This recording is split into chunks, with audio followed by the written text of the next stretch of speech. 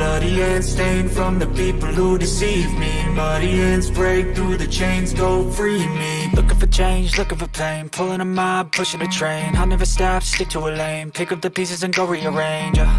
I'll be the best above all the rest, put me to the test and expect nothing less. You check as I'm chess, what's happening next? He got the venom, a tangible weapon, no coming in second. This life is a lesson, he got a new engine from pain, that's a blessing. New focus, no guessing, just bold and obsession, all in his possession. You got their attention, I leave an impression and take a redemption. Just kill, no discretion, your mind is a weapon. 11-11, it's time for progression. You could try to play, but you're never gonna beat me. Look the other way, what I'm doing ain't easy. Bloody hands stained from the people who deceive me. Muddy hands break through the chains, go free me. People like sheep move feet, hurt it easy. You don't wanna be fast asleep when they scheming. Better stand tall, ready for a fight, believe me. When they try the chains, you can say no, free me. So he's been looking for somebody who could save him, instead of searching inside for what they gave him. A strong will, strong mind causes mayhem. We could change the world, change times, rearrange them. Staying on pace, running the race. Life is a chase, I don't want a place, I wanna be first. Work till it hurts, dehydrated thirst till I'm in a hearse.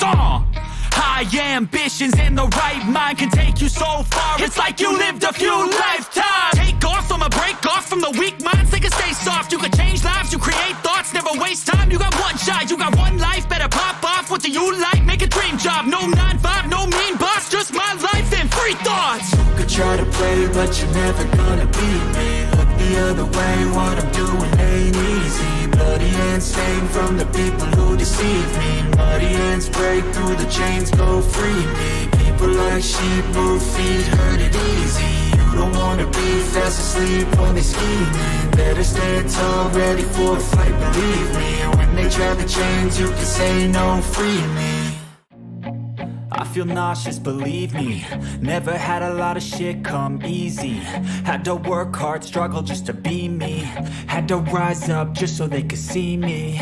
Did what I had to do just to feed me. And what was left over I put towards my dreaming. But the only thing in life that has meaning are the things you gotta work for, believe me. Take into your hands a plan, your own hands can land your own brand. And damn, I feel like no one takes accountability. They want the credibility, convincingly unwilling to put in the fucking hours it takes to get some power. Don't be sour, take a cold shower, scream until you're louder, work until you're prouder. And all the doubters, they're just downers. I swear to God they all let me down. I always fought just to wear the crown. I'm pissed off at these clowns who were all taught they deserve an ounce. It's only worth it if you work for it. It's only worth it if you work for it. I won't stop till they hear me now. I won't stop till I wear the crown.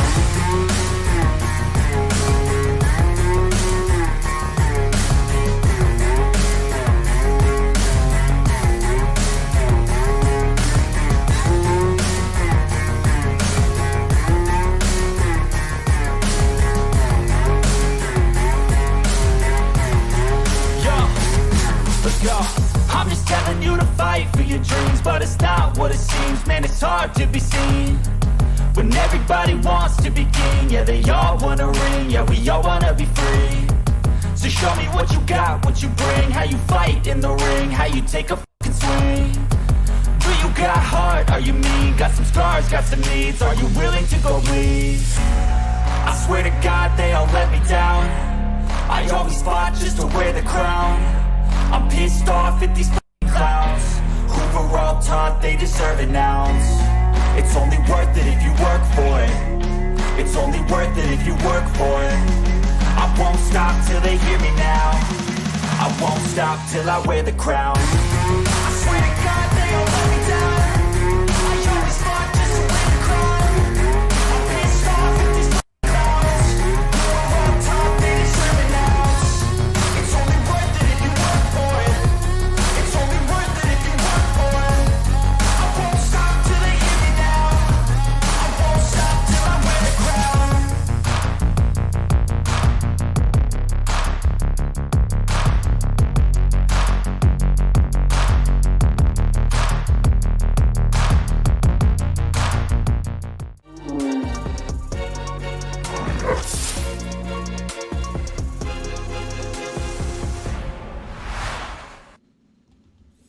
Hey guys, what's going on? It is Sunday. Welcome to the RabidMining Live. So today I'm going to knock your socks off with some crypto predictions. I'm just kidding. I'm not going to really do that. But I want to go over some numbers so we can maybe potentially predict the bottom of this bear market, when it could potentially hit, and you know what the future outcome could look like. It's pretty much, you've been following the channel, you pretty much know what the numbers are. Been kind of saying it for the past 7-8 months already, and some of you guys have saved quite a bit, so glad for that. But not financial advice in any way, shape, or form. I am the worst trader in the history of crypto or even stocks right now. I'm not a trader by any means. When I trade, I lose money. But one thing that doesn't lie to us is the past, and looking at the past, we can potentially predict the future in some sort of way. So we're going to look at some numbers later on and kind of let you know when I expect this bottom to hit, what the price may potentially be, and stuff like that. But let's get into a few other things first and start with our roll call here. So let's scroll up here. All right. Oh, I got to make sure I have a button ready. I don't know if Mr. Fudd. Oh, wait, okay, hold on. He's there. I almost said his name all the way without the special button hit. All right, let's roll. We got Red Putts. We got Andres 23007, Doug Ethan, Red Putts again, Gerald Gray Bear, Dan San, Rud, okay, I'm trying not to repeat names here. Dong, Ethan, Dave Collins, Floodweiser. Making statements. Okay, Knox, no excuse. Oh, I got to read that fast instead of just sounding it out. So no excuse. We got Bad Cat. What's going on, Bad Cat? What's happening? Flying High 11. Oh, are you having fun over there? Scroll through. Mike's a Miner, Jimmy Kirk.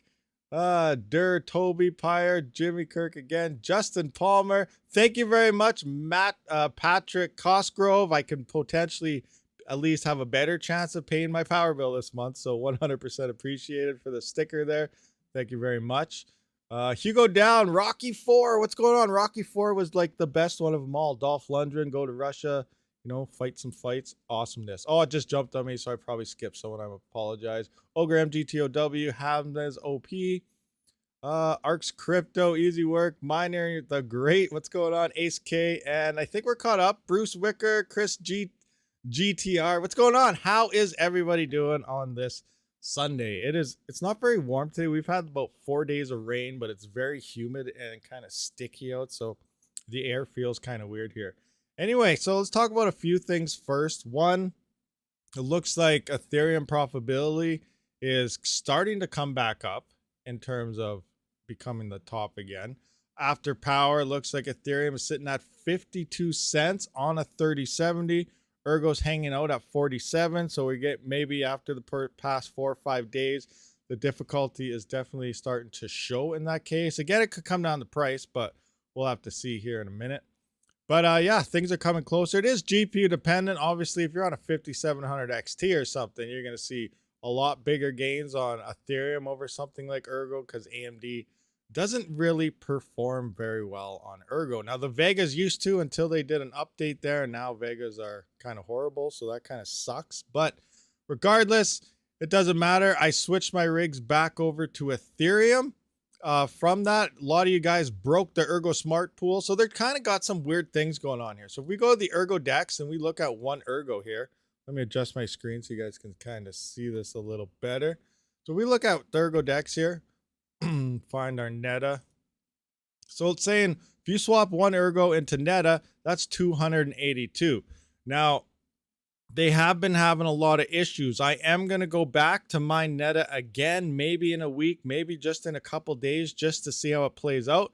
So originally when this first started, you're supposed to be getting 22% extra rewards in NETA over ERGO. So it's pegged to the extra 22%. It's not pegged at initially 137 NETA versus one ERGO, where one ERGO was worth like 120 some NETA and 137 was the extra 22% or whatever. It's pegged at the boost. So as people sell the NETA, swap it back into ERGO or whatever, the price of NETA could go down. So that means the NETA needed in order to get that extra 22% goes up. So we're currently hanging in at about the 282 per or ergo. So it looks like at about 300 and some may be that potential that you gain from mining each ergo. Now, the way the exchange currently looking, it doesn't look like the numbers are adding up. I don't have everything done in my test yet in terms of calculations, but it's going to be coming.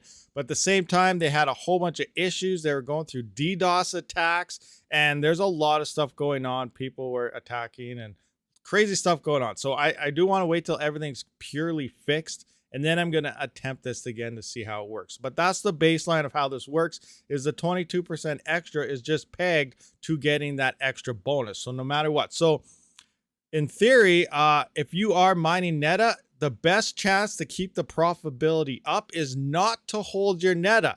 Not to hold it, is to pretty much dump it as soon as you get it. So as soon as you get your payout, I would come to this ergo swap here, ergo dex. I would come in, I'd swap this around, and I would immediately swap that into the ergo, so you do get that extra 22% worth of ergo in. Because if you do wait, then it does look like this could then turn to 350. It could turn to 400 to one ergo, or it could drop back down to 100, and then you make a lot more. It goes either way in fluctuations, so it could be a gamble. But the best way to get that increased bonus right now would be as soon as you get your payout, swap it into ergo. That way you don't have to worry about a price change.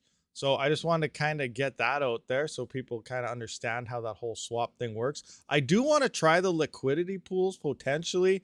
What that means is you add in an X amount of ergo, you also add in an X amount of NETA or whatever other coins you want to swap to on here, ergo Comet, whatever.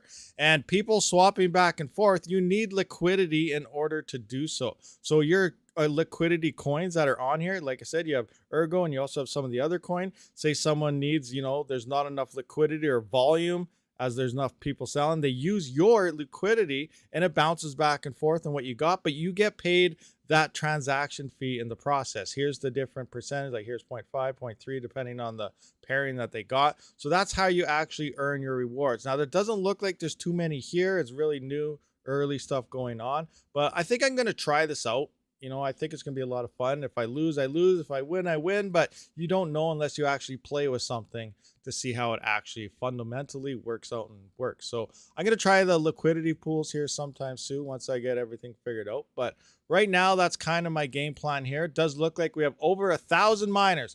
So 2 days ago, they did say, or I guess it was yesterday sometime, because it was limited to 1,000 miners, they are extending increase in the miner amount because they got hit with a lot of hash rate very fast between Son of a Tech dropping a video, I dropped a how-to video and what it's all about, and then miners pretty much flocked to ergo and NETA, and it pretty much crashed everything. So they are trying to upscale and fix everything. So we have been having issues, and currently it doesn't look like the profitability bonus is currently there right now, but once it's all fixed and worked out, I think we may then see it at that point. But remember, it does come down to swapping it as soon as you do get your payout. So I would drop my payouts to as low as possible, watch it, and then swap it as soon as you get it. But that's just me. Again, it could work the other way. If you hold it and the price of NETA goes up, you could potentially get 2 ergo for the same amount of what previously 1 ergo would have been. So, it's always a hit and miss on what could happen on either coin. So keep that in mind as well.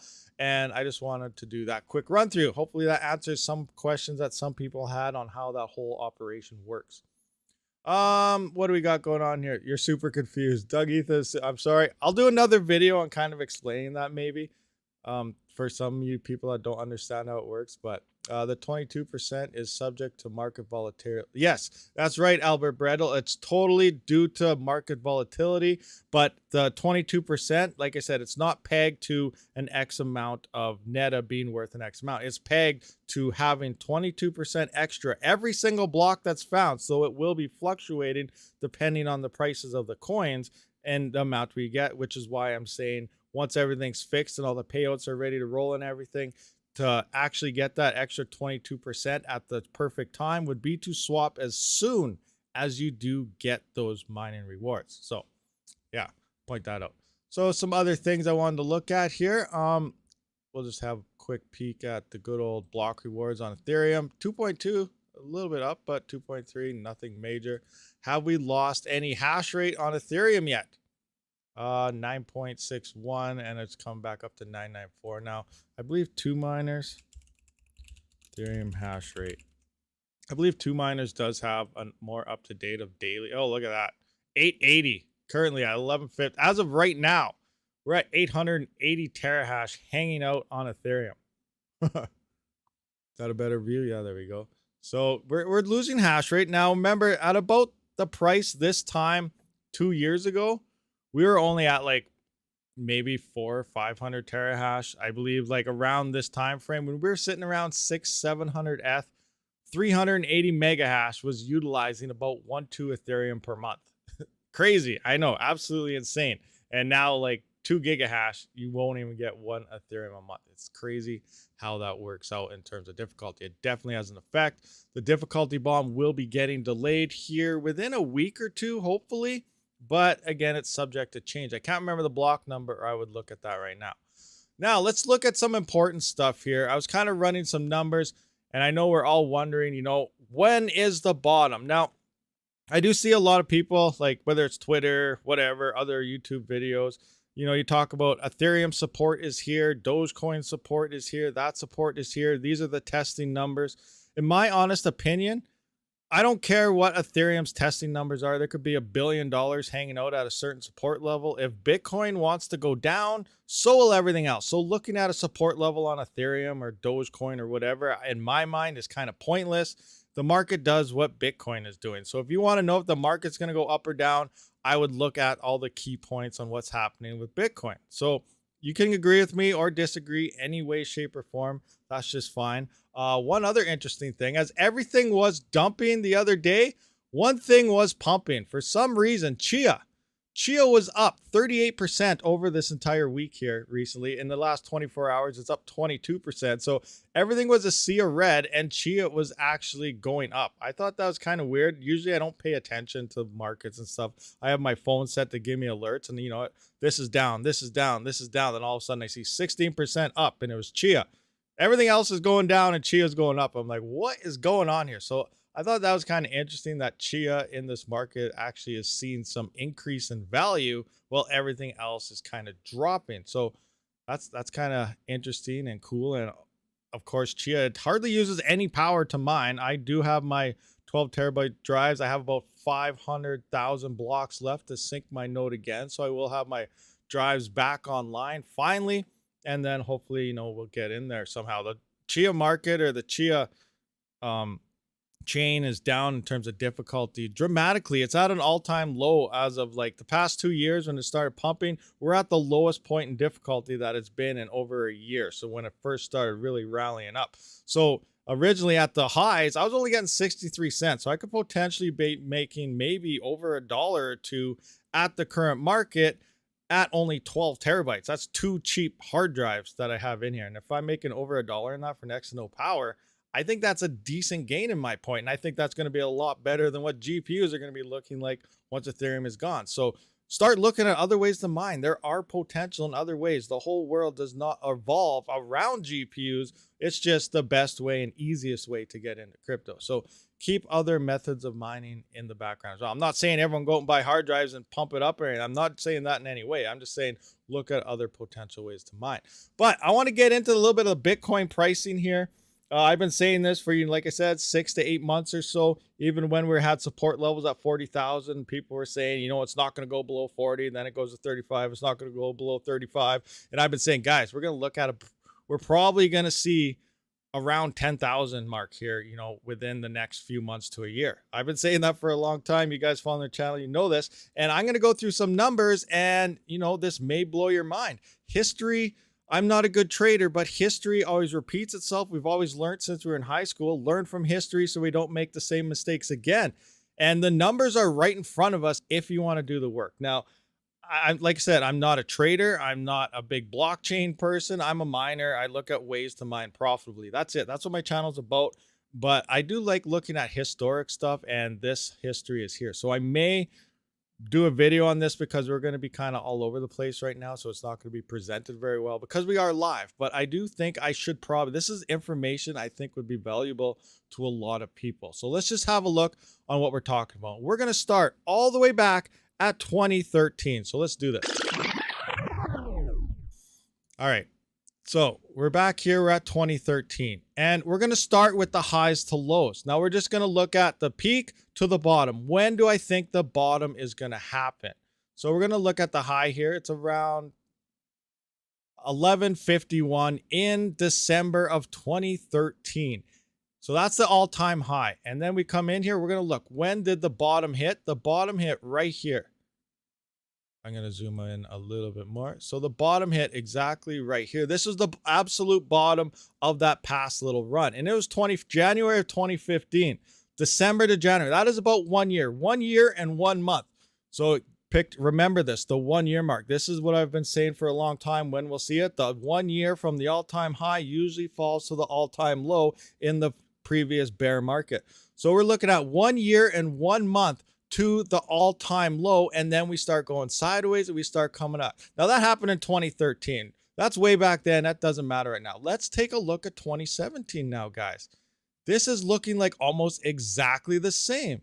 So now we're going to look at the all-time high. We're hanging out December 15th, 2017. More people into it. It lasted a little longer than the 2013, and then all of a sudden it dropped off again. Now, where was the bottom? So we're coming in here, we're looking for the absolute bottom. Here is the bottom before we started trading sideways again. This is December of 2018. Exactly, pretty much 1 year from the all-time high to the all-time low. Exactly what we pretty much seen in 2013, plus minus 1 month. So we're looking at a 1 year time frame here. And this is why I'm saying, who cares what's going on in the world, recession, media talks, ignore it all. History repeats itself, and this is all we really have to care about. So now we're fast forwarding today. All-time high happened 2021. Now keep in mind the bull run numbers, 2013, 2017, 2021, every single 4 years. When's our next bull run coming up from this one?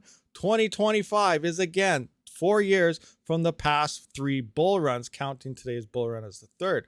So now we're looking at an all-time high in November of 2021. That means sometime November, I'm going to say November to January, which gives us 1 year plus minus 2 months to hit the all-time low in this market. So these November to January, November of this year, 2022 to January of 2023, we will finally hit the bottom of this market and slowly start trading sideways. Now, I'm not financial advice, guys. I'm just looking at the all-time high to the all-time low. And these numbers all make sense to me. Does it make sense to you? History repeats itself. Now, we got the all-time highs to the potential all-time low timelines. Now, what are the prices actually going to be like? So this is where it gets even more interesting. It follows the same pattern. Let's go back to 2013, guys. What numbers are we going to be looking at for the lows coming into this? So we're going to come into here. We're going to look at our all-time high. So our all-time high was 1151, and our low was 178. So if we do some mathematical skills, I was almost late on the stream because I was quickly trying to figure this out. So in 2013, the max of 1151 and the low of 178, that's an 85% drop. It only held 15% of its value. 15% of its value here is 178, which drops to 85%. This is an 85% decrease in price. All right, so we got an 85% decrease here. So now let's move to 2017. How much did 2017 drop compared to 2013? Remember, 2013 is a long time ago. It's different. We don't know what's going on. So let's have a look at this. So now we're at $19,497 from the all-time high. And we dropped down at the low of to 32.36 in the low. Where is actual? 32.13. So now looking at 2017, all-time high of 60, or that's 2021. So 2017 was 19,497. The low is 32. I have it at 32.42. This lost 83% of its value. 17% is 16,182. That's how much it lost, coming down to 83% at 32.42. So 2013, we lost 85% of value. 2017, we lost 83% value. So 80 to 85% is a good estimated guess on what we could lose. What does that mean? Moving into this is USD values. Coming in at the all-time high, 85% drop is $10,045. we could see 10,000 as the low somewhere 1 year around the all-time high. This is my numbers that I am kind of seeing here. Now, if we hit 10,000, we could potentially maybe drop to 9,000 or something. But I really do think there is potential for 9 to maybe 12 or 13,000 is going to be the bottom of Bitcoin sometime around November to January coming up. So this is just my predictions. Let me know what you guys think about this. Does this make sense to you? I don't really see anybody else talking about this. Just a bunch of numbers thrown out. Bitcoin's dying or Bitcoin's going to hit 200K, next month. I don't think so. This is how I think crypto is going to play out. Now, again, who cares about the lows on Dogecoin? Who cares about support on Ethereum? If Bitcoin's dropping to 10,000, everything else is going to be dropping below those support levels of current low. Now, I can look at numbers on Ethereum and stuff some other time, but the whole market revolves around Bitcoin. So this is how I think this whole market is kind of going to play out. Now, I'm going to try and get this together in a normal video and present it a little more cleaner, but we're just kind of doing some rough numbers here. And this is how I really see that this market is going to play out. It's dropping a little faster though than I initially thought it would. I didn't think we'd hit current levels till maybe October-ish and then slide down into that low, but you never know. But I still think history does repeat itself, and basing everything off these, that's just the way it works. Now, moving up into, I don't have the numbers on how much of the gains there were. I got to reverse engineer this and potentially see what the gains are, but you can see how each bull run does last. And you can see a little blip here to 2017 lasting a little longer, to 2021's obviously lasting almost the entire year, slightly over. And then, 2025, we may see a full 2.5 years. I believe another 2 to 3 cycles, we could potentially be in a full cycle swing where it lasts pretty much the entire 4 years until the next halving, and then go from there. We'll still see our dips, ups and downs, but we're going to be in some huge price brackets by the time. But remember, that's like 8 years out still when we're getting into that. We're going to probably see a potential 2.5 year bull run next time, maybe. Price, it goes up dramatically each time. So if you bought at the all-time high, if you look back at history, I would not be worried any way, shape, or form. Get that coins into a ledger or something, put it away for safekeepings, pull everything off all these exchanges or, main platforms, Coinbase, get rid of that stuff, ledger it all up, hodl it till 2025, and then, make some cash. This is what I'm thinking, not financial advice in any way, but this is kind of how I see this whole market coming out into the next, ordealio here. So let me know, does this make sense to you guys? Did I explain it so that most of you guys kind of understand what's going on here? Like, again, I'm not good with charts. I'm not good at trading. If I was trying to day trade or something, I'd be losing money left, right, and center. That is not what I'm doing. I'm just reverting history into today. And like I always say, ignore what's going on in the world right now. Yes, there's talks of recession. This is happening because of the Feds. This is happening because of that. In 2017, it was the same thing. They wanted to start regulating crypto. We had the crash, yada, yada. Who cares about the world at this point in time? Like, obviously, we got to care about the world. But when it comes to the crypto prices, ignore it all. Look at the history and think about the future. This is probably how it's going to play out. This is how it has been playing out the past 3 cycles, us being in the 3rd cycle right now, the 3rd big cycle. So I just think this is how it's going to go. Forget what people are telling you. Picture this. And, we're probably going to have seed gains. Like, the next crypto bull run is going to make a lot of millionaires out of a lot of people if they see what's going on here. We're about to hit a low. People are going to do whatever. I'm thinking about, I got to find some money somehow, because the time to buy Bitcoin is right now, and potentially is getting looser. So, or getting lower. So we'll see what happens here. But this is just what I think. And, don't go out, sell the house, buy Bitcoin or anything. Not do whatever. If you can afford to lose whatever you put into it, that's how I would honestly say do that. But I don't know. I just want to say that. Anyway, what do we got going on here? Noxia mining now and sell when all YouTube channels talk of it. Noxia, people have been telling me about that, but I haven't tried it yet. Not really sure what it's all about, but that's interesting. I'd rather eat power for BTC than ETH now. Yep, very much do that. Hey, Max Voltage, what's going on? Hello, everyone. I already talked about the NETA ERGO. We talked a little bit about it. Do you have a question, Max Voltage? We can take a peek into it again if you would like to know.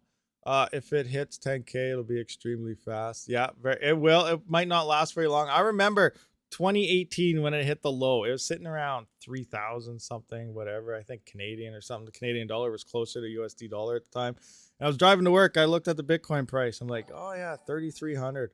Nice. It's nice and low. And it was like that all day, 33 to 36 or so. And then the next day it went to like 4,000 and then 5. And it just kept going up slowly from there. Went sideways for a bit. But yeah, it was great. Miner the Great, thank you very much to becoming. Welcome to the Wolf Pack. Much appreciated, 100%.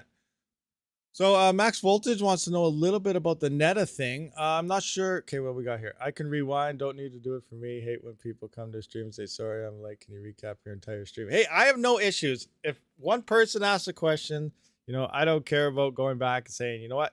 If I helped you out, I helped you out. So I have no issue. So I don't know what entirely you would like to know. Welcome to Bobby Burness, to the Wolf Alpha Pack member. Oh, wow. Amazing. Thank you very much. That's insane. So currently there's 1,128 miners. It was allegedly capped at 1,000. According to their Discord, they have been working on a lot of issues. They are upping the miner cap here. Everything was just brand new, and ever since Sun and I dropped a video, I was going to say a movie, they've been seeing a lot of increased hash rate. Now, last night and the day before, they were suffering DDoS attacks and all sorts of UI errors and API stuff. So testing profitability, which what I was trying to do, isn't really a good thing because my numbers don't look that great right now. Pretty much if I made a video on the profitability and how this works, I'd have to say this is an absolute scam. It's not true, but they were going through massive issues. So I'm going to wait for them to fix everything. Might take a week, might just take a couple days. Then I'm going to go back on it and try it again. But regardless, how does this work? I know we all heard ERGO mining NETA, you get an extra 22% mining profit. So how this works, if we go to the ERGO DEX currently right now, and we look at one ERGO and swap that into NETA, it's now saying it's worth 282 NETA. That's the wrong screen. This screen, that screen, some screen. This screen, that screen, or else screen for ice cream or something. How come I can't find the right screen? Okay, we'll go with that one. But 282. And the original document 3-4 days ago says it's about 137 was that extra 30%, or is what one ERGO was worth. So you'd be getting like, you know, 140 some, 160 maybe to get that extra 22%. So the price of NETA, or the NETA that you received in terms of ERGO, is not pegged at, you know, that 137 or 200 or whatever it is. It's pegged at the extra 22%. So if people are selling their NETA, obviously the price will be going down, and depending on ERGO price, it's either going to get to more or less NETA to receive that 22% extra on top of whatever one ERGO is worth. So my best thing to do would be, as soon as you get your payouts, if you want to get that bonus, would be to swap it right back into ERGO right away by simply coming to here, take whatever NETA you have, swap it into ERGO, and you would get that 22% bonus back. So this is currently what it's sitting at, 284. So probably to get, I don't know, an extra 22%. So I guess 40%. So if we're at $1.94, in theory, that's like 22 cents per dollar, I guess. So you need like, you should be getting, I guess, almost $2.40. So what would that be here? Let's just say 300. Let's see what that says. 240. Let's go 3.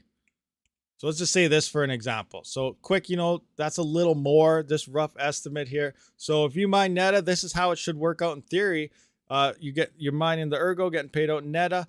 You should get 330 NETA, which works out to like 1.15 ERGO. And then you quickly swap that right away, because if the price of NETA or something drops as you're holding it, now it might, to get the same amount, you might need 400 or 500 NETA. So I know it's kind of up in the air. You're like, whoa, what's going on to it? Is it worth holding your NETA? Probably not. But at the same time, if NETA ends up going up in price for some reason, then this may now be worth like 3 ERGO. So it's a kind of hit and miss. Do you hold it, or do you just sell it now? If you want your profits right off the get-go, I would swap it immediately after you get your payout so that you get that increased gain in ERGO revenue.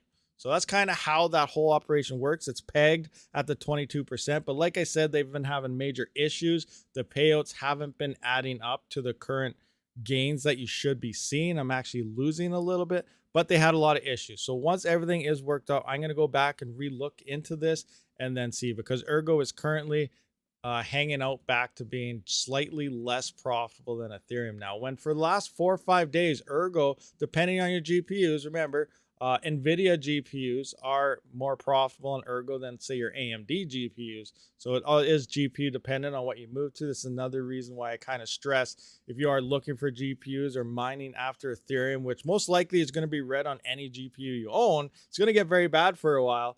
But NVIDIA does have the upper hand on the majority of coins to mine. AMD does fail on coins like Ergo and stuff. They just can't compete with the NVIDIA ones. They're not efficient enough to do so. So 6600 XT guys, I'm sorry, but they're not that good when it comes to Ergo mining. I would rather have A2000s, NVIDIAs. You're going to want to be able to have a GPU that supports the most amount of coins possible. Now, they can all mine these coins. Mine is like Confla or Cortex that needs like 12 gigabytes of RAM or 10 plus, but they can all mine majority of this. But like quick example, look at a 6600 XT, extremely efficient on Ethereum, but hanging out at 62 mega hash, where you're using more power than your hash rate on Ergo. If you're using more power than your hash rate on Ergo, it's a bad GPU. It's not for Ergo. Let's just look at a 6800. Same thing, 150 watts for 110. Now remember what to mine. It's not 100% accurate. You could probably tune this a lot better, but I don't have any 6000 series to play with, so I cannot confirm those numbers. But I do have a 5700 XT, and I did get I was using maybe about 120 watts at 102 mega hash. So I was using more power than mega hash here, but I don't know if this works with the new R mode. I do got to revisit the 5700 XT.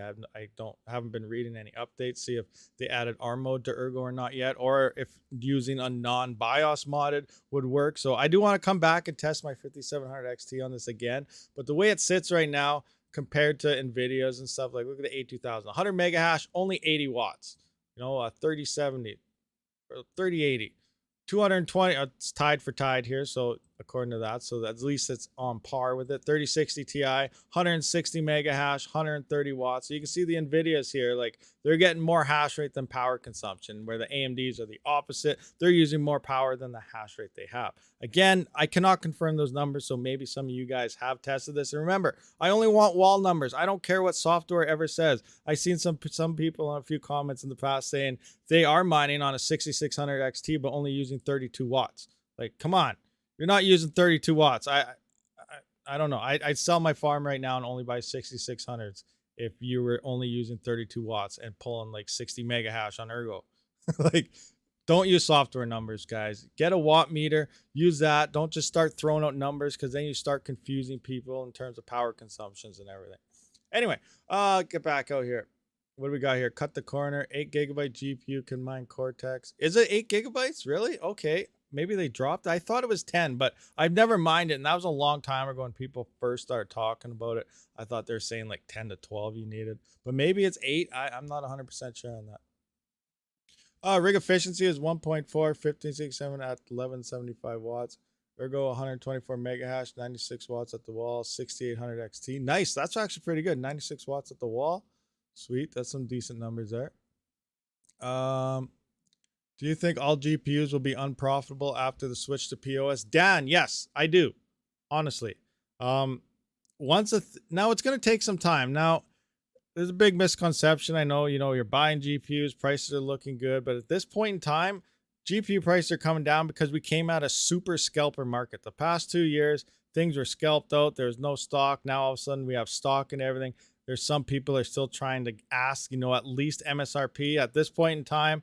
Anything on the used market, it doesn't matter if it's an unopened box. They bought it, they have it on the used market, it's worth less. It's like driving a car out of a lot. That's the way things are looking right now. Don't pay MSRP for something you see in a used market at this point in time, and prices are looking really good. But once Ethereum is gone, these prices are going to be the scalper prices. Honestly, what you're paying for now, you could probably find a 3080, because there's going to be a lot of hardware coming onto the market. If you really had ROI in terms of resale value on your GPU in your whole game plan, you missed the boat. 3-4 months ago is when you should have sold your GPUs, because this point in time, they're going to be worth next to nothing. Now, if you want to sell right now, you may have a little better chance, but you're going to have to undercut everybody because there's no demand for GPUs at that point. The whole gamers are looking for GPUs and they can't find them. I think that was just a BS NVIDIA marketing thing. If a gamer really was looking for cards, they could have got them. Honestly, miners were getting these cards. I stood in line. I waited in line. I did this. I did that. You know, we did what we could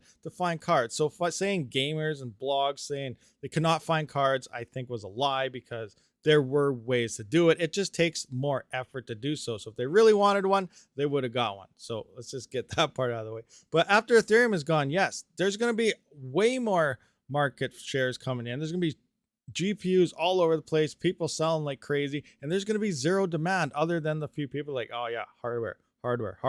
So what happens with increased supply, plus we have new gen GPUs coming out and everything on top of that by the end of the year, even before, actually in a couple months, I believe the 4090 should be dropped, and the following month the 4080, and they're doing like a staggered event, which I think is a big marketing scam coming from Nvidia again, because they know what's going on with mining and everything. So they're hoping maybe they can sell a bunch of 4090s while Ethereum mining is still here. And then once maybe some 3080s towards the end, and then once Ethereum is gone, that's when they're going to drop their 3070s and 3060s. It's a marketing thing. They're getting rid of their high price, high quality items first while there's still mining kind of going on. And then they're going to slip down to the lower models throughout later in the year, early next year. So another marketing thing, but as these hardware is coming in, Ethereum's gone, every GPU coin, seriously guys, it's going to be zero. Unless you're paying like 5 cents per kilowatt hour, 5 to 6, I think is probably what we're looking at.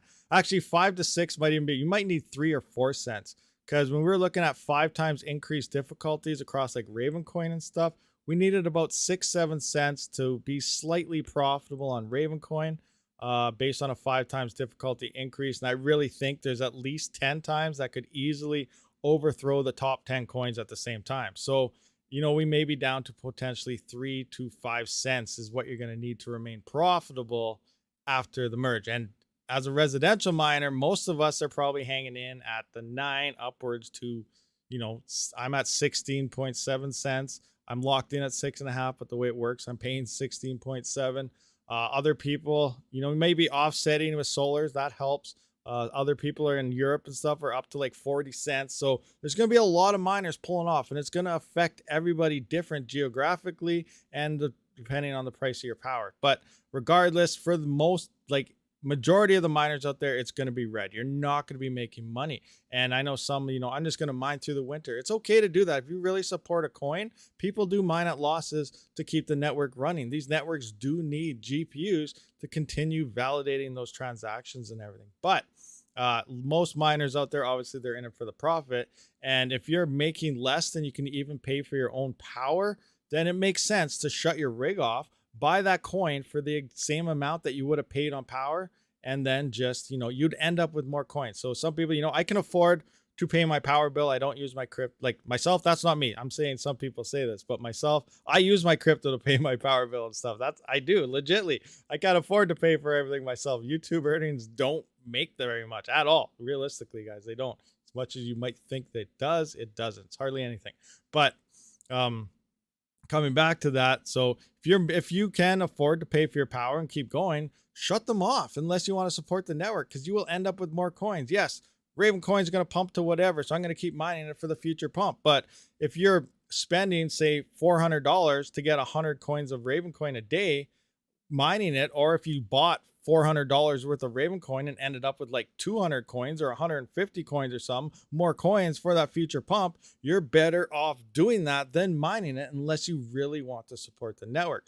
Again, that comes down to personal preference and what you want to do, but it makes more business sense to buy the coin and shut your rig off. You'll just make more in the future doing it that way. So that's a little misconception about I'm going to mine forever. It doesn't make any sense in my mind, because you're losing money in the process unless you do want to support that network.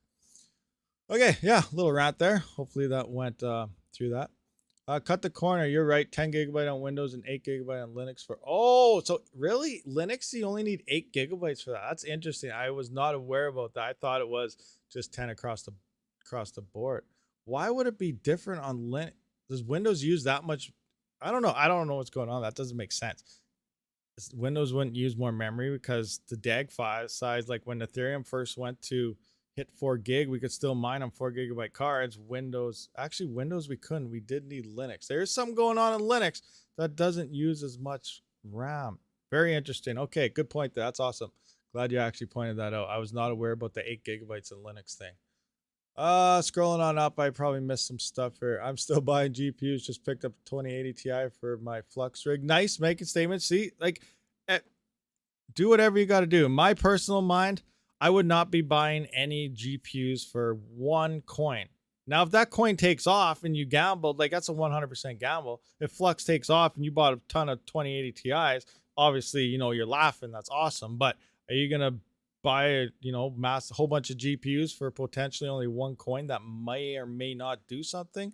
I don't know. It's hard to say. Flux has great potential to pump. Personally, myself, I'm not a big fan of Flux. I hope it does something because we as GPU miners definitely need some. But I think I have higher potential. When I look at what ERGO is doing currently, I really think ERGO may have higher chance because it's looking like early Ethereum with DeFi coming in. I imagine the NFT market's going to come in and everything because we got the ERGO dexes and all this going on. ERGO is starting to look like an early Ethereum. They did change their emission schedules. It used to be a fast track 7-year thing. Someone did confirm for me. I still didn't find it myself yet, but they slowed down their fast track 7-year timeline and they're making it a lot longer in terms of mining and minting rewards. Plus they have the, what's it called? The vault transaction thing going on where people like say you lost your wallet or you did something, allegedly everyone mining the network based on coins mined in wallets that are just holding there. So they want transactions to keep happening on the ERGO blockchain. So they do encourage people to move your coins back and forth at least once every 4 years. And people that don't, their attacks kind of comes out of those wallets. Now it doesn't take your crypto away or anything, but somehow there's some tax going on and miners keep getting rewards from, you know, lost wallets. Maybe someone lost their keys or someone stole it or whatever. You're still getting like a tax fee to the miners from held away and lost crypto and wallets and stuff. So it's kind of an interesting mechanism there as well. But I think ERGO can do some big things. Hopefully they step down. The ERGO DEX is a little glitchy right now and things, but it's fairly new, so that's good. But remember, that's how Ethereum first started exploding. Uniswap came in, DeFi came in, and then Ethereum really started going to the moon.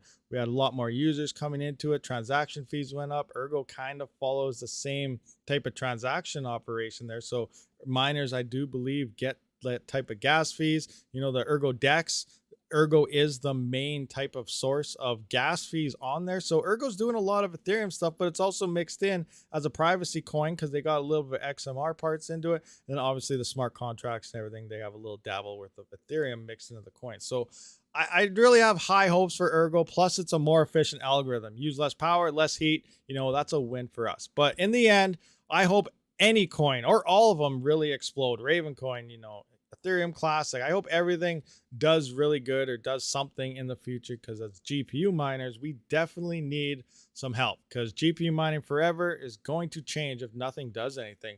We can just say, yeah, wait till the next bull run and things are going to be profitable. But with the end of Ethereum is probably not going to be there in the next bull run. So it doesn't really matter that we're into a bull run. We may still be in a winter on GPUs. This could still be a thing. Now, our hard drives might be making a lot more and our CPUs could be making a lot more and other things. ASICs could be making a lot more because we're coming into a full-fledged bull run, but our GPUs might not be what they were before because there won't be Ethereum at this point in time. In the current state of all these coins, even if they doubled or something, if the same amount of hash rate does try to come back in, it's still not going to be very profitable on a GPU. So I think it's going to take a couple cycles for GPU profitability to really start picking up again. So that is another, 2 years to the next bull run, then 4 years after that. So that's at least probably another 6 years that we may see nice profits on a GPU. Now, I'm not saying it's not going to be profitable next bull run or anything. We are going to see some profits, but it's definitely not going to be any 6-month ROIs, 1-year ROIs. Like we're really going to be looking in 3 to 5 year ROIs when it comes to standard GPU mining. So that's going to turn off a lot of miners as well. They're not going to care about that. Last bull run, everyone came in. Yes, 6-month ROI, 1-year ROI, 3-month ROI. Awesome. I'm buying GPUs, getting into there. People like that, you're going to have to look at crypto differently. It's going to be a different mentality, a different game altogether once Ethereum is gone. So we're going to get, you know, people that's been mining for a long time, myself, Max Voltage, Panda, you know, everyone's going to be back on the networks. If they have to turn off, they turn off, and if they turn back on, they turn on. We're not selling hardware, but we will be back on, definitely watching the markets. It's just not going to be insane like it used to be with Ethereum. It is going to take a few cycles for that to actually play out. I think we will be in a GPU mining winter for a fairly long time, unless something really takes off or a lot of miners really have to quit. Those are the two bottom factors. Miners will have to quit and something will really have to take off in order for GPUs to do this. So keep this in the back of your mind, guys. It's not going to be, even though another bull run is coming, it's still going to be quite a bit different in terms for GPU miners. I think that's just what I think, guys. I don't know exactly how it's going to play out. I'm just giving my 2 cents on this operation. All right. Anyway, any questions on that? RPM, fully electric RPM. Oops, RM. Ergo's okay, but honestly, Flux has a ton more going for it. And as you know, Flux works with all other coins and it's all about that. No, yeah, I know, I get that. But like, I think that's the new normal. I think everything is going to be doing that soon. So having, you know, wrap this, wrap that, like Raptorium is going to have wrap Binance. Actually, they already have wrap Binance. I believe they're going to go to like a wrap ADA. And like, I believe this is just a normal functionality. Ethereum, like I said before, Ethereum started this whole DeFi thing. Everything started on Ethereum, being built on it because it's easy to build on and everything and all this. But I like to look at everything at the previous internet. Like I said, like you used to go into your search engine, you have to use Yahoo to look for something. And if it wasn't there, you have to go to Alta Vista, and it wasn't there, you go to another search engine because they're all different type of search engines to search different pieces of the internet. Now, Google came around, pretty much linked everything together. Now, when we search anything, you know, everything is combined and it's there, which is what everything started doing on Ethereum. Now, I think that's just becoming the new normal. So this is another thing to where, you know, something could overthrow Ethereum because it started on that, but there could be a Google in the background coming in and it's just going to wipe Ethereum out. It's going to take over because they're built from POS from day one or something. Now, I'm not trying to be pro POS or anything. I'm just saying this could be what's going on and coming in terms for Ethereum's longevity.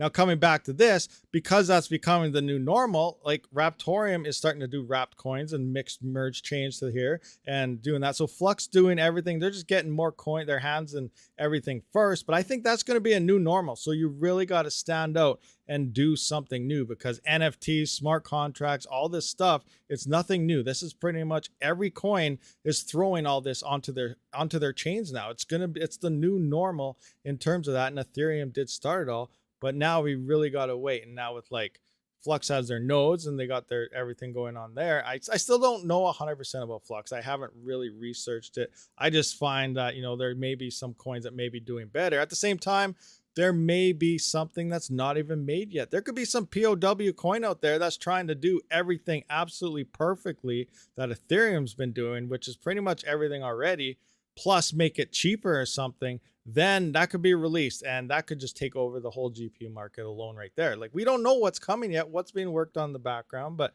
I really think that just because Flux has its hands in all these different chains right now, that's just becoming the new normal is what I think, because other coins are starting to do that and some are just doing it faster than others. But again, like I said, I hope Flux does amazing. I'm not saying Flux isn't going to do amazing. I just don't think if we all put our hands and saying Flux is going to do this, I'm buying all my GPUs, I'm getting ready for Flux mining, and Flux doesn't do it, you're going to be disappointed and out a lot of money. I still think you should look into wide variety, spread your hash rate around, look for what can mine on the majority of coins so you're not throwing your eggs in one basket. Because it's better to be, you know, have come in with a low point scenario and then be surprised by something finally doing something, then expect this coin to do something and then be disappointed in the end. And now you could be out a lot of money. That's just my 2 cents on the situation. I'm not trying to say it's not going to do anything. I really hope it does. I really do. But that's just how I kind of look at everything right now. Yes, proof of useful work. That's true. But there's also like, I think the POUW gets thrown around too much as soon as it comes down as a defense mechanism, but they're doing proof of useful work. Yeah, but so is other coins. Like they might do rendering. Well, Render coin is doing rendering too before Flux ever even thought about it. And there's other coins that no one's even heard about yet that's doing a lot of the AI stuff through GPU rendering and CPU rendering that no one's heard about. So Flux, they're probably getting background information, but there's also coins that are already doing all that stuff.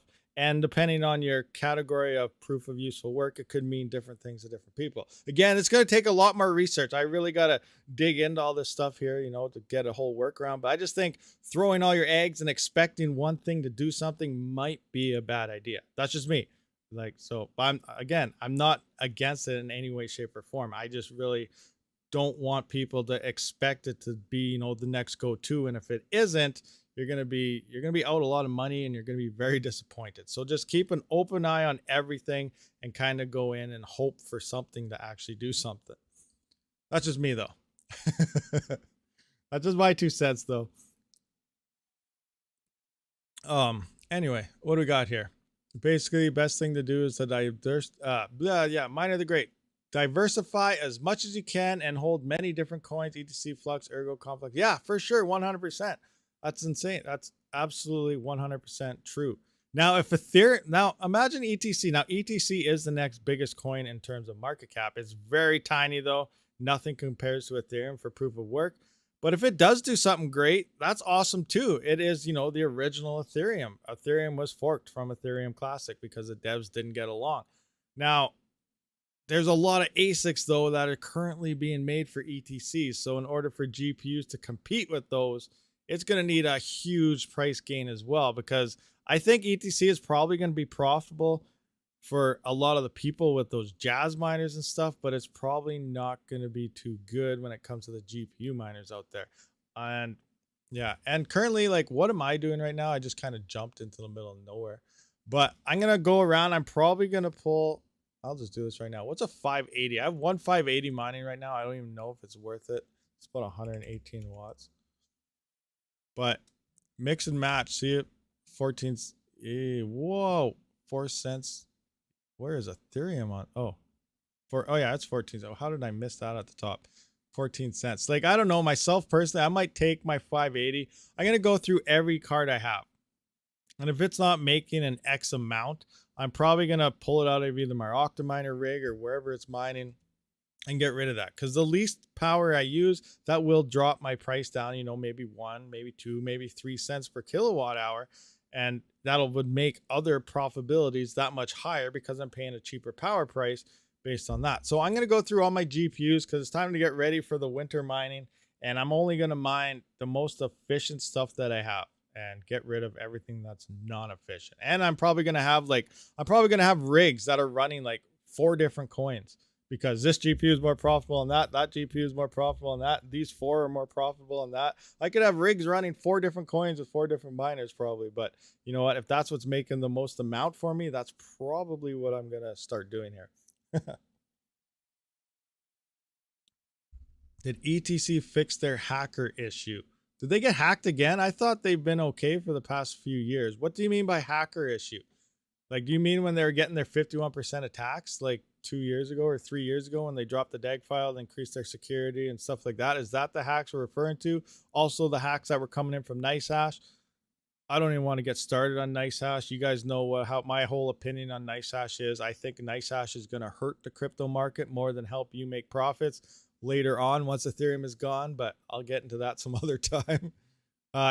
Speaking of ETC, I did get a reward the other day, and it took 3 days. So I used to think it was a week to 2 weeks, so I might have dropped their confirmations now, but at least on FlexPool, on Thursday, I was getting my 0.7 payout, and I did receive my payout earlier today. So it was about 3 days to get my payout down from when it used to be a week or something. So that's actually, it's getting faster. It's getting better. Hopefully once they, you know, if they get a lot more security moving on, once Ethereum is gone or something, maybe they'll remove that whole mess that they added in there. MESS, not mess as in they have a mess going on, but the protocol they added in there to help evolve attackers, which means like if they're getting attacked, you know, they have all these confirmations in there so that they can verify if this is the attacker doing it or not. So that's kind of what's going on there. So hopefully they can get rid of that once they get more security potentially from the end of Ethereum. But again, I don't know.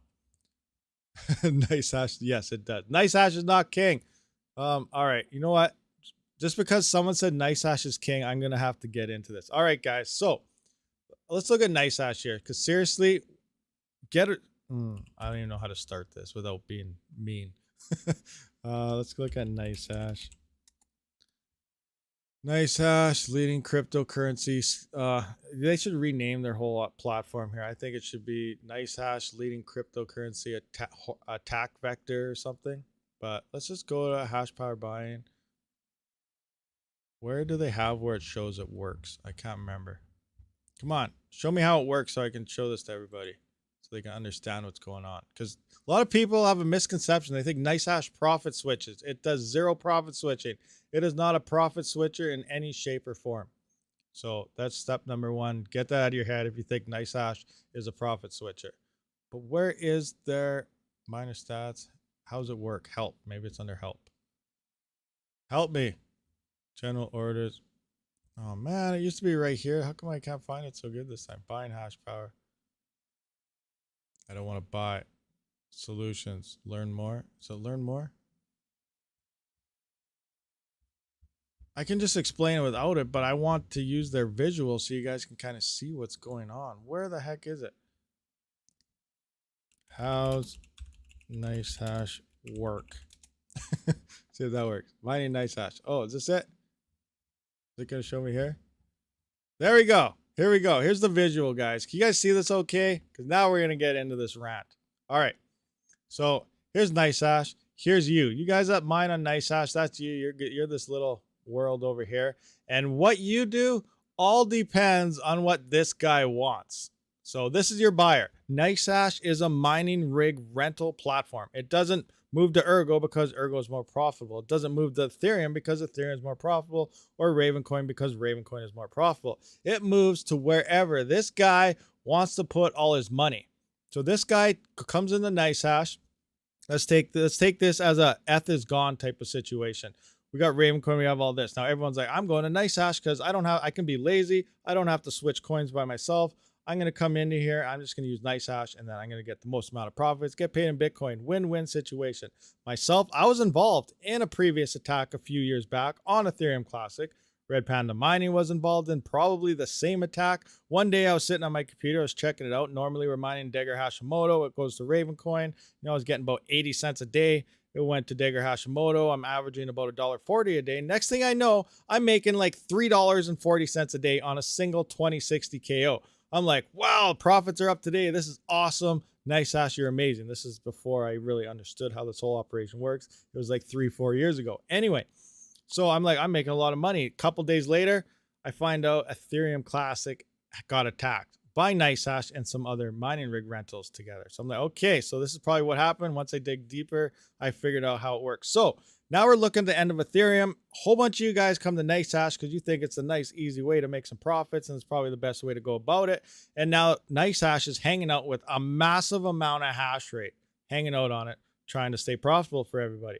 So say Ravencoin only has, a little bit, and this only has a little bit. I'm the buyer. I come in here and say, Ravencoin put a tweet I didn't like out there or something, or Ethereum Classic put a tweet, they have their thing in there, but some other coin, someone tapping. I'm like, I'm going to attack this. So I'm going to take all my mad money here. I'm going to pay NiceHash. I said, I want, $1 billion. I don't know how much it costs, but I want this amount of money for this amount of rigs. He already knows the calculations that he's going to pay to do it, but he wants this amount of hash rate on Ravencoin. The buyer picks the pool and everything that he wants to use. He goes to NiceHash, he pays them. NiceHash distributes everything he paid worth of Bitcoin to all the miners. Now, here's you in here making all this Bitcoin, laughing away, having a jolly good day, saying, yes, it's a profitable day. Profits are up. Meanwhile, you have no idea you are a part of destroying Ravencoin's network or something. You are attacking Ravencoin, getting paid a lot for it, and then this is all pointing there, goes to the pool. This guy's getting all the rewards and doing whatever he's doing in the background in terms of that 51% attack. And then all you are at the end of the day is, yes, I had a good day of mining. Meanwhile, Ravencoin gets delisted from an exchange. This is their second or third attack this month. Delisted. Or maybe they do what Ethereum Classic had to do. Furo almost got delisted because they were going through attacks. So this is what happens. If too much hash rate goes here, all these coins start getting attacked. What happens if they get delisted? Well, now you can't sell it. There's another coin that is useless for GPU miners because now you can't even sell your coin anymore. Or they do what Ethereum Classic did. It takes 1 month to send your coin somewhere. People aren't going to invest in that. It's a dead coin at this point. It's going to take a lot of work to get that back. So everyone moving over to NiceHash here could hurt all the other coins out there that don't have nodes or some type of backup security on them. So this is why I urge people to stay away from NiceHash. It may be like a nice simple option, but in the end, you're probably going to hurt everybody in the process. But that's just my 2 cents. Let me know if that kind of made sense to you guys. I don't know. That's just my NiceHash rant. Anyway. What do we got here? So sell your unprofitable cards and buy your favorite crypto. Yeah, in a red market, yeah, for sure. Remember, like, if you sold, like, are you seriously gonna ROI? You buy a GPU today for even MSRP, it's gonna be a couple of years to ROI, probably at this value. Also counting for power price and stuff. If you were to sold your rigs 3-4 months ago when prices were still higher, you could have sold them all, hodled that, wait a year, and say you sold 2 gigahash at MSR, at scalper prices. 2 gigahash, you sold that 4 or 5 months ago. Now you're sitting on a nice chunk of change. If you wait till probably middle of next summer or something, based on what we're predicting here in winters, you could probably take that 2 gigahash that you had for the same amount of money, and plus you got scalper prices out of it. You could probably buy about 6 to 8 gigahash worth of cards for the same cash, not even using your money, just using what you did to sell that. That's how much of a difference the market's changed between the two. So right now, the prices are coming down looking good, but they're going to get a lot cheaper, sometime probably around late 2023, early middle 2024, a year before that next bull run comes into play. We're going to start seeing that because crypto will be down, will be settled, trading sideways for a good year or so. And then people are like, okay, I'm done. I'm shutting off. I'm selling, whatever. Huge influx on the market. Prices are down to rock bottom. You pretty much can't even give a GPU away at that point in time. So now is when you pick up the hardware for that future bull run. But at the same time, we don't know how well GPUs will perform because, again, Ethereum will not be part. In theory, it won't. It could still be here, 2025, guys. It could still be here going on. Okay, we're going to delay the difficulty bomb for another 3 months. Yeah, I guess we'll have to. We could still be hearing this in 2023. Don't get me wrong. It's a possibility, a low chance, but the possibility is still there. But plan for it not to be there. And once it's gone, like I said, the next bull run is probably, it's not going to look anything like it does. It's probably still going to be a couple year ROI on a single GPU, even in the next bull run. So these are things to keep an eye on because it's going to take a few cycles in my mind for these other coins to, start being exposed and seeing what they're actually potential of. So that's just me though. That's just me. Oh, anyway, this is a intense live stream today, guys. Very intense. What do we got? We got 150 viewers, 69 likes. No one's like, hit that like button, guys, unless you're just trying to keep it at that number. You guys could just be trying to hold it out to 69 number. That could very well be a thing. Pro hashing. Yeah, pro hashing's good too. I forgot about that. Yes, I do like the ASIC mining on the pro hashing. I do have a referral link if anyone wants to use pro hashing. I should be in the description. I'm not sure. But that's a cool one too. Mine, whatever, and then get paid out in anything that you want as well. That's an interesting pool. Yes, Unminable does have decently high. And that's the other thing when it comes to CPU mining, platforms like NiceHash, Unminable, you're only mining XMR. Now, it doesn't mean XMR is bad. It's not very profitable, but they are having some forks and things coming into this, and it's going to be very interesting. And speaking of XMR, oh my gosh, so my throat's starting to get sore, but one more rant here. So we heard a lot about Celsius and everything lately, right? Liquidity, all this, borrowing from banks, whatever. So it comes down to one of two things. One, obviously, if they go broke, everyone goes broke. But at the same time, were they maybe skimming off the top and now they don't really have the crypto to pay for you? So XMR, they did, I can't remember what they called it, but they did, the community, they did a self-audit, which was very interesting. As we know, Monero, XMR, it's a privacy coin. It's very hard to track. You can't track it. The IRS in the States there. They have, I think it's up to 900 and some $1,000 now. It's been going for a year and a half, 2 years now, to get anybody that can figure out a way to track the coin. It's next to untrackable. Top-notch privacy coin that there absolutely is. Anyway, so the XMR community got together and they did a self-audit. And what they did in the self-audit is they went to all the different exchanges where they had their tokens and coins, and they started withdrawing. Now, this was a couple months ago before the big crashes hit, and they started drawing tokens, and they wanted to see, because it's untraceable, how many exchanges and which exchanges were selling off the people's XMR for their own gains, and, you know, maybe putting it in another trust fund to try to gain extra profits and stuff, you know, skimming off the top out of their users. There were a few exchanges. I gotta find the final results, but there were a few exchanges that shut down the exchange on XMR for the day as soon as they heard that this was happening. There were a lot that were legit, and everyone that withdrew their XMR, they got their XMR because their XMR was still there. But there were a few that they could not withdraw because the XMR was no longer there, and there were a couple that shut down their exchanges for XMR, which makes you think, why would they shut down their exchanges if they're not skimming from the top and they just don't want it to be publicly known? Right there, shutting down your exchange, it says, you know, you've been skimming. So they did this self-audit to make sure no one was stealing people's coins, make sure these exchanges weren't ripping people off. And some were legit, and there were others that looked a lot iffy, and like I said, shut it down. So now we're coming back to Celsius. This is probably something they potentially were doing. They're getting all these gains. They're sending out crypto loans, yada, yada, yada.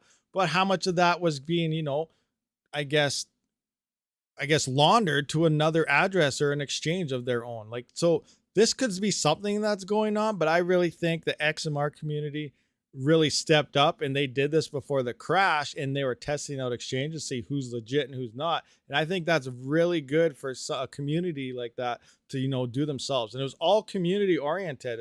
They all did it themselves. I think that was actually cool. So that's another thing what I think could be going on in the background with these other, as we know, what was that big Netflix documentary they did, you know, where that leader of that exchange, the big one in Canada here, Coin, I can't remember what it's called now, but legitly that's what he did. He was taking everybody's crypto and no one could withdraw and stuff. And now we have that happening on Celsius. So is it the same type of operation, or is it a more of a PR stunt where okay, we're trying to make sure we're just halting all transactions here. You can't withdraw because we're trying to make sure we have everyone's money. What's really going on? Did they steal everybody's money? Or are they legitly trying to, you know, pay back banks and all this other stuff that they claim they're trying to do? So I don't know. I think it's a big up in the air. My personal opinion is probably they were skimming.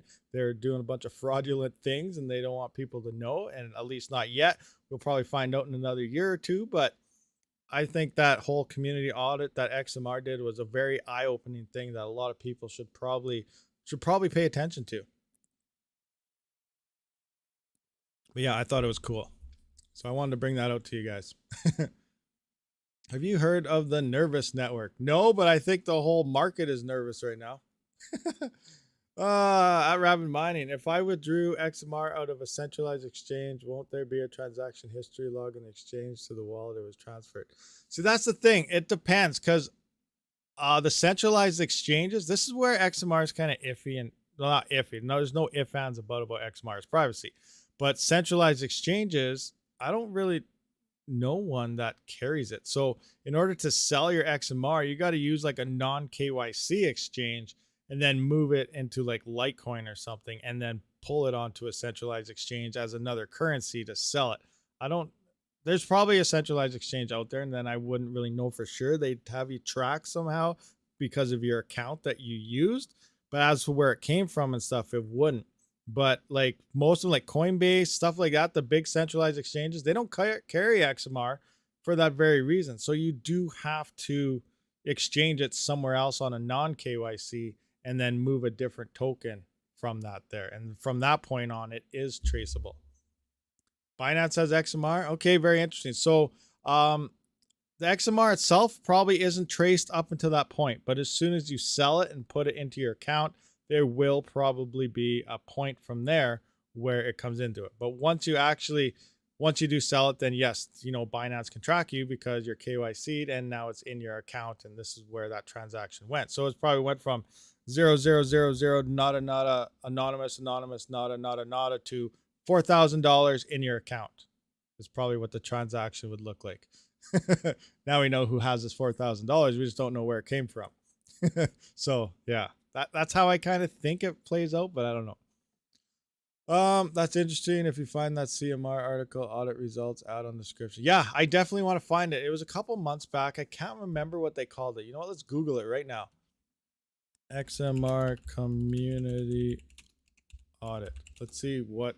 Let's find it. Auditing Monero supply. Untraceable. We were working on the Monero. The audit of bulletproofs. I think it was called the Monero run. Let's see. XMR Monero run. How to mine. What was that? Oh man. Where is it? XMR community audit. Audit the XMR. What year is that? 2020. The community. Oh, is this it? Twitter. The community has successfully funded the RandomX audits via the community crowdfunding system. They will commence shortly. Okay, that's not it. Oh, where is it? I want to say it was called the Monero run. Monero owners are staging a crypto. Oh, bank run. This is what it is. This is what the whole operation. So here's the article I originally read. When was this? April 18th. The Monero run is aimed at exposing whether exchanges are selling more private crypto than it's in its reserves. Like I said, like they're selling more than what they actually have. So they're focusing, April 18th, we're withdrawing XMR from exchanges. Any exchange that hasn't disabled withdrawals, which many of them have already, we're pulling our funds. Wrote on Reddit on Thursday. Do you know anything else about the mass withdrawal plan? We'd love to hear from you. Okay. The reason for the stunt calls back to Monero's privacy enhancing features where Bitcoin transactions are easily traceable on its blockchain. Monero is more resistant to tracking, which has been made attractive to cyber criminals through its adoption lags far behind Bitcoin and Ethereum. This tracking resistance has led to the theory that exchanges are using the opportunity to sell Monero they don't own and generate cash for themselves, creating the need for a kind of community-led audit of their reserves. So going through the plan with the mass withdrawal on Monday is to see what exchanges honor the massive amounts of withdrawals requested. In the withdrawals are successful, then the exchange has seamlessly not done anything shady. If not, and owners fail to withdraw their coins, maybe the exchange never actually had the Monero to sell in the first place. This sort of phantom money is what Monero community members referred to as paper Monero. So they went to these exchanges, they were drawing all their Monero, and if the exchange didn't have the Monero that they said they had, obviously they could probably were selling that in the background to other people. So this was a community audit. A lot of coins should probably maybe start doing this because this would probably cancel like Celsius. They probably sold everyone's crypto. They probably made massive profits or something and doing something like this. And all of a sudden, you know what? Oh, they don't have the coins there to actually do it, but they're still saying you're making this amount. You know, they can easily tell you're making one thing while selling it off in the background somewhere. So it's very interesting. I will try to find the results for that, but I think that's very cool. XM rig is tricky to optimize for a CPU, or I'm just a noob with that one still. Well, a lot of the optimization too. XM rig is actually, it's pretty optimized already for your CPUs. You can do some tweaking in there, like setting your threads and whatnot. But a lot of the CPU optimizations, unlike a GPU, you do got to do in your motherboard BIOS. You got to set your, depending if you're running Linux. Now, if you're running Windows, you can use something like Ryzen Master or something, but you do got to deal with RAM calculators and timings, and you also got to set up your voltage to your CPU and stuff. Now, some people like to run it at stock. Now, if you're just running a Ryzen on stock, that means you're utilizing your PBO limit, so your precision boost override. So it's allowed to boost to an X amount, and then you determine if you're setting it to a certain power limit, yada, yada, yada. And then, you know, could fluctuate all over the place. I highly recommend no one to use PDO on any Ryzen. I tried it. It uses way too much power. So I like to set all core overclocks, find the voltage that maintains your system stable, and then just mine away that way. Is what happens in the bear market. You have to move back to mom at age 33. Yeah. Oh, crazy. Anyway, guys, so I hope you guys did enjoy this live stream. 127 viewers, 89 likes. Gonna wrap this one up for today. A lot of fun stuff going on, but appreciate everyone. So hit that thumbs up button on the way out. I will see you guys on the next one. Rabid out.